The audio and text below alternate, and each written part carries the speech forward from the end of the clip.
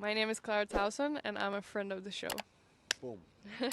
I am Francisca George, and I'm a friend of the show. Perfect.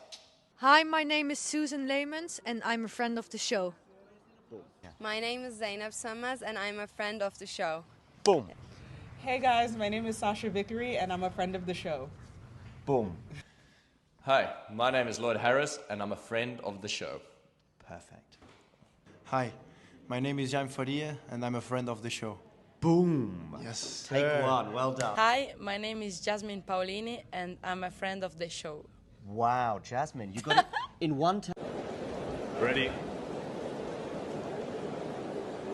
Play.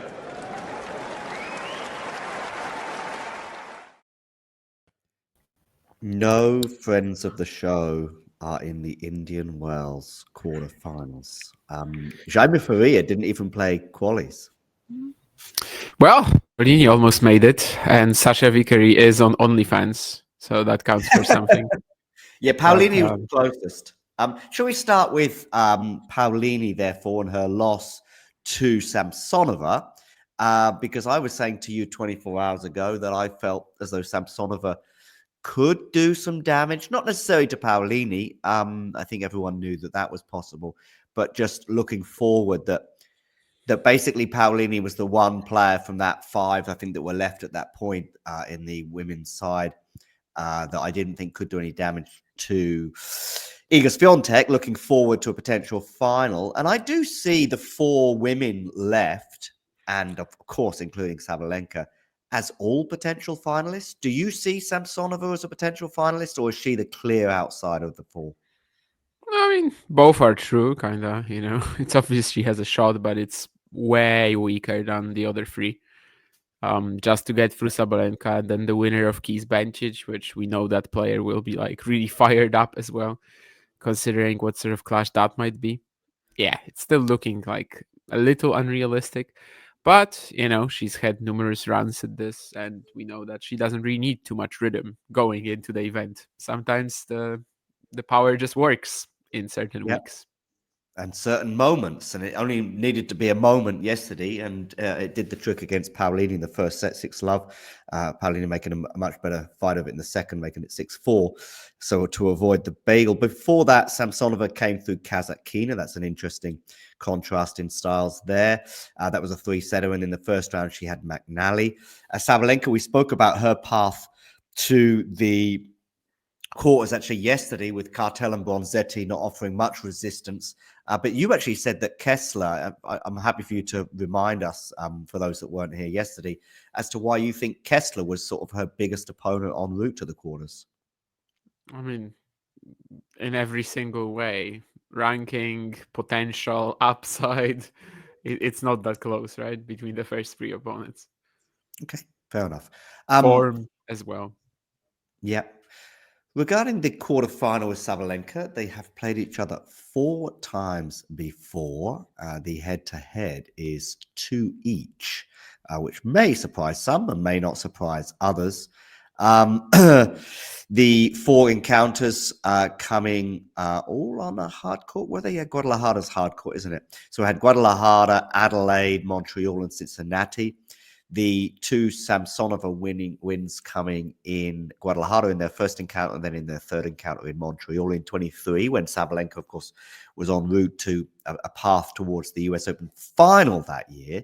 The following year in 24, she beat her quite comfortably in Cincinnati in straight sets, en route to ultimately the US Open title, if that makes sense. Therefore, I think this should be pretty close.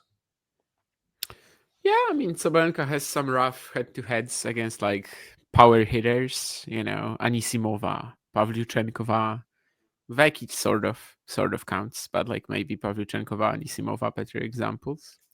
Why not? It's definitely going to be like a massive, just we arrive on the court, we start hitting at each other, and whoever emerges on top in that gladiator battle, whoever is the last woman standing alive is probably going to win.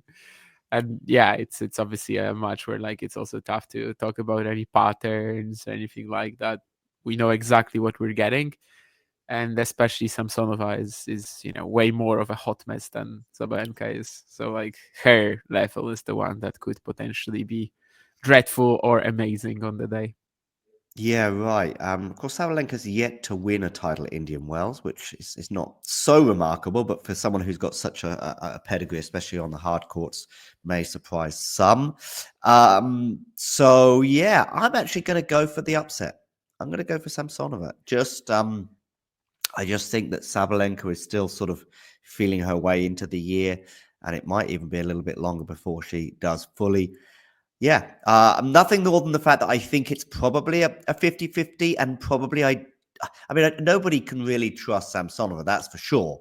But I'm not sure if I trust Sabalenka right now.